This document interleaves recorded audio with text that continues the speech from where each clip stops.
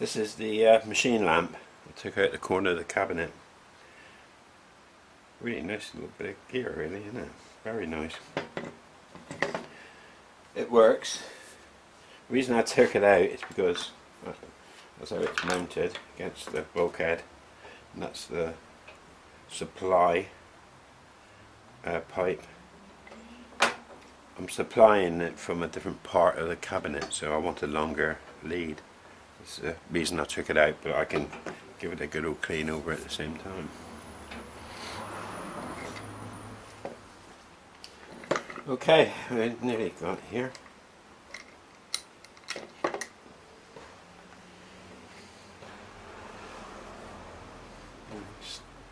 Steel block. Well, you know, so the cable goes right through to the lamp.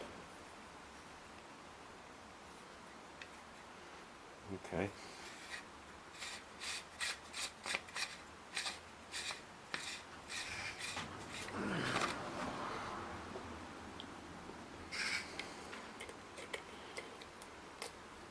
Look at that. You believe that?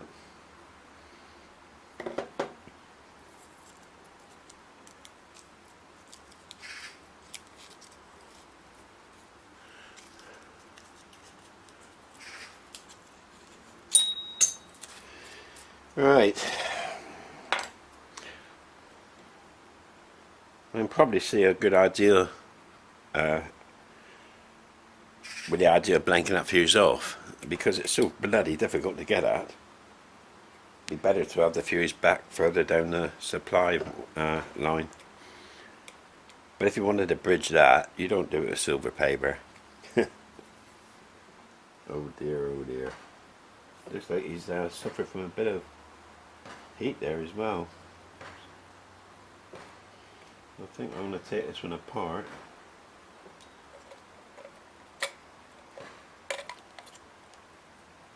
What have we got? Right, we got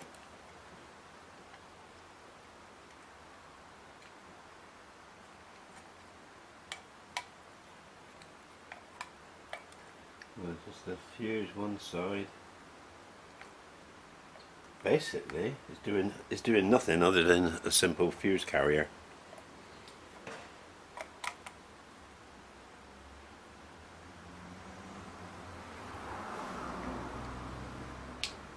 And of course joining the wires coming in.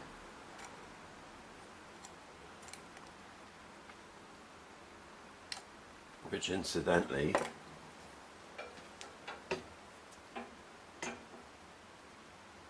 is 2-core wire, so basically it's not even earthed. Rather naughty.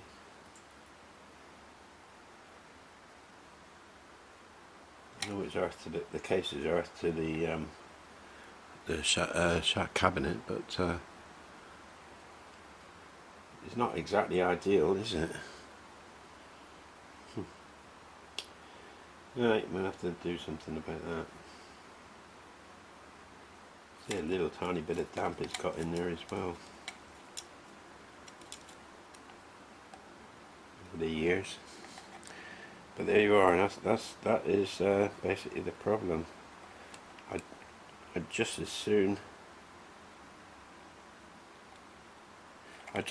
jump that with solder a jump lead, just to bypass it. We'll use a fuse on the supply back here further. That's what I'll do there. Basically take that out of the circuit. So the contacts have been overheated at some time. Yeah, okay, so that's what we're going to do. I don't know if you can actually see the details here.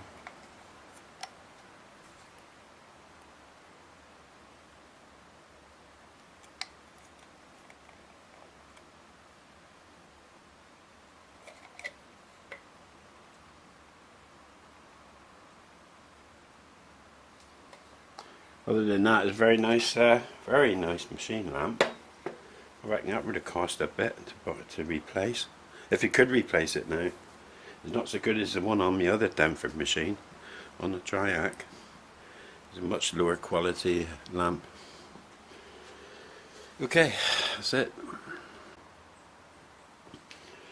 Well, I'm stripping the wire out of it, and I'll replace this with some new longer wire. Managed to get it through the tubing. Now I need to replace it on the lamp end.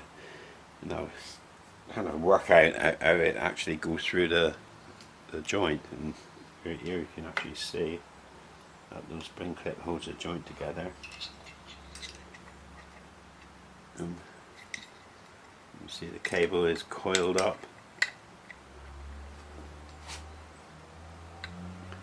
around, so it allows for movement that way.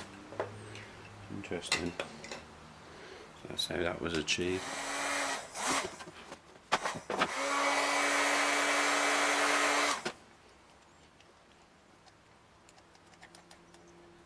Let's do two layers of it.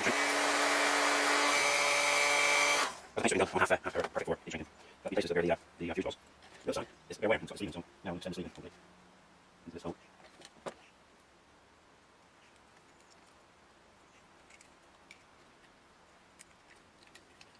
Into the other one.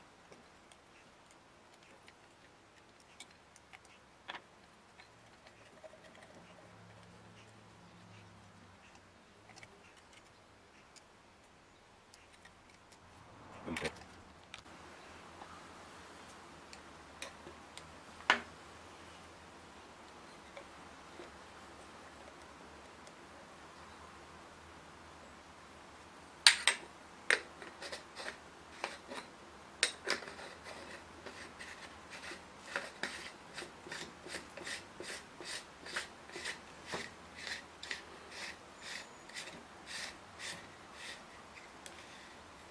Right, here we are. That's the lamp put back together. Feed some of this back there.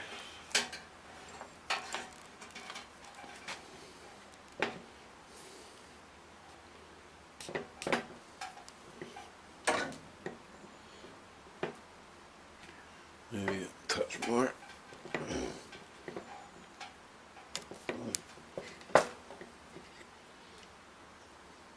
Here we are.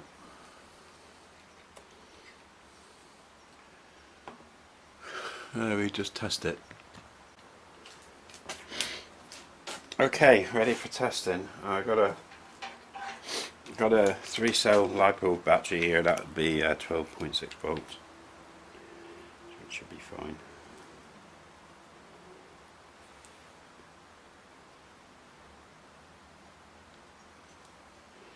There. Let's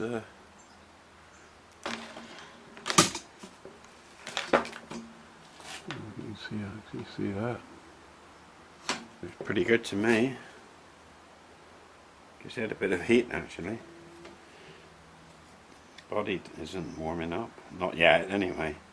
Probably will do. I'm quite pleased with that.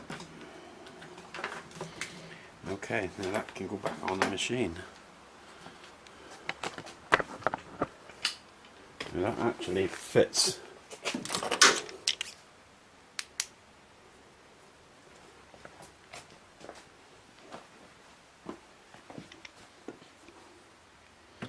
In that corner.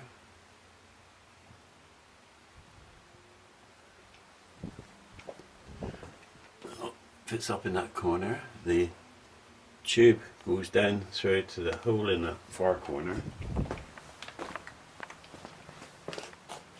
which exits there, that hole. Now it'll go down through this trunk in along here to the controls at the front.